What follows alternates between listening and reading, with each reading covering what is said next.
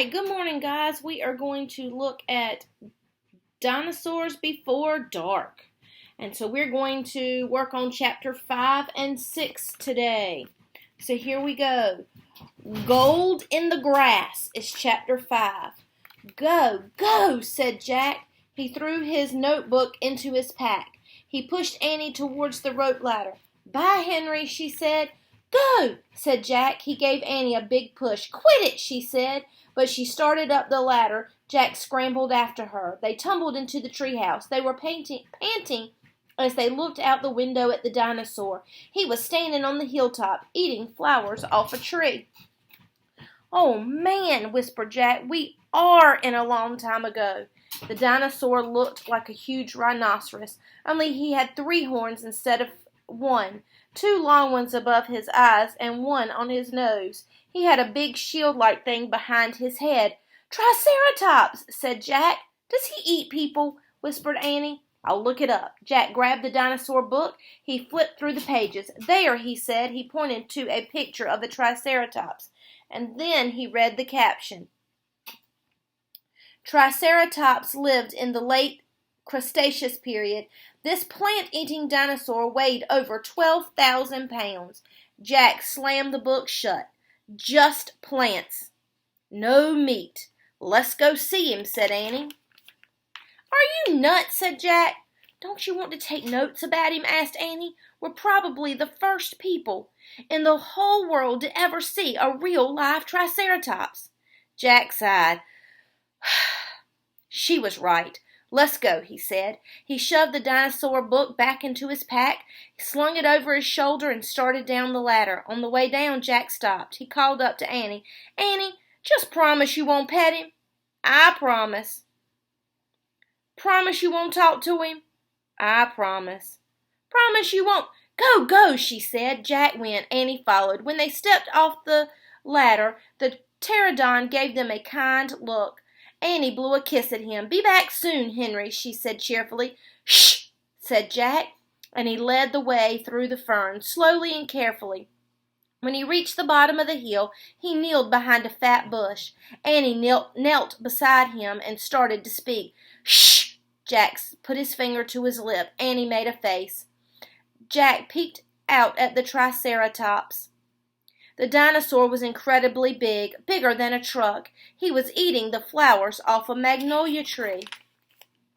Jack slipped his notebook out of his pack, and he wrote, Eats flowers. Annie nudged him. Jack ignored her. He studied the Triceratops again.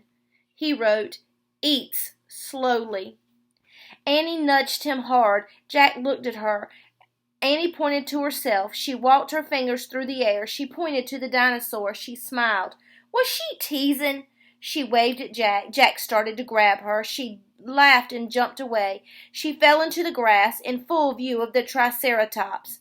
Get back, whispered Jack. Too late. The big dinosaur had spotted Annie. He grazed down at her from the hilltop. Half of a magnolia flower was sticking out of his mouth. Oops, said Annie. Get back, Jack shouted at her. He looks nice, Jack. Nice. Watch out for his horns, Annie. No, he's nice, Jack. Nice. But the Triceratops just gazed calmly down at Annie. Then he turned and loped away down the side of the hill. Bye, said Annie. She turned back to Jack. See? Jack grunted, but he wrote in his notebook. Nice. Come on, let's look around some more. Annie, said Annie.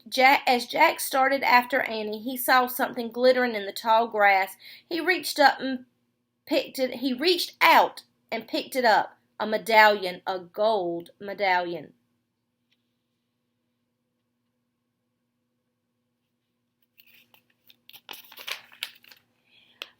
A letter was engraved on the medallion, a fancy M.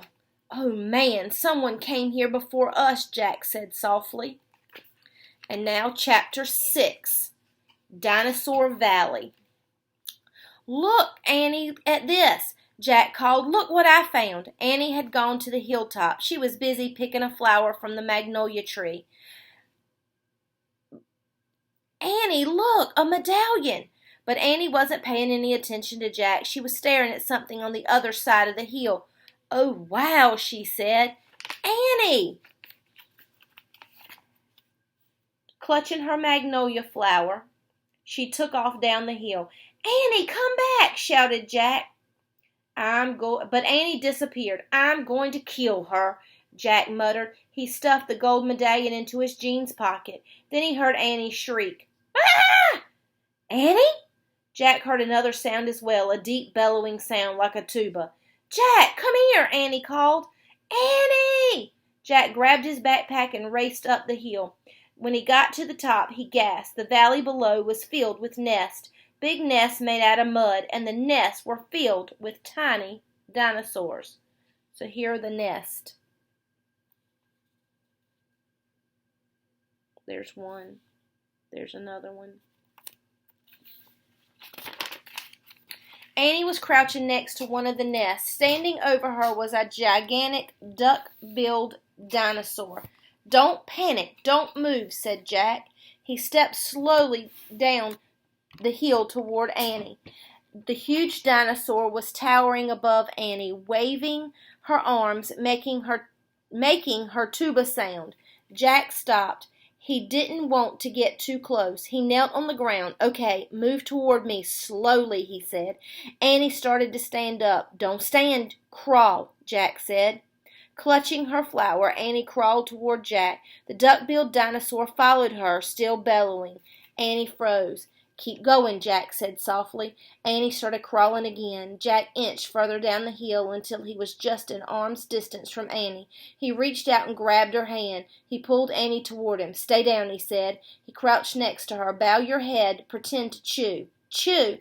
"Yes, I read that's what you do if a mean dog comes at you." "She's no dog, Jack," said Annie. "Just chew," said Jack. Jack and Annie both bowed their heads and pretended to chew. Soon the dinosaur grew quiet.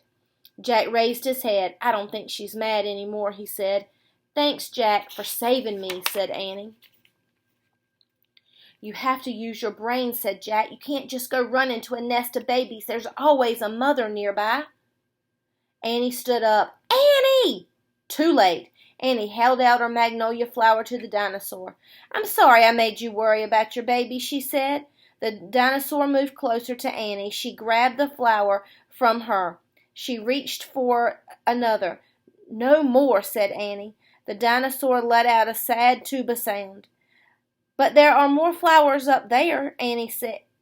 She pointed to the top of the hill. "I'll get you some." Annie hurried up the hill.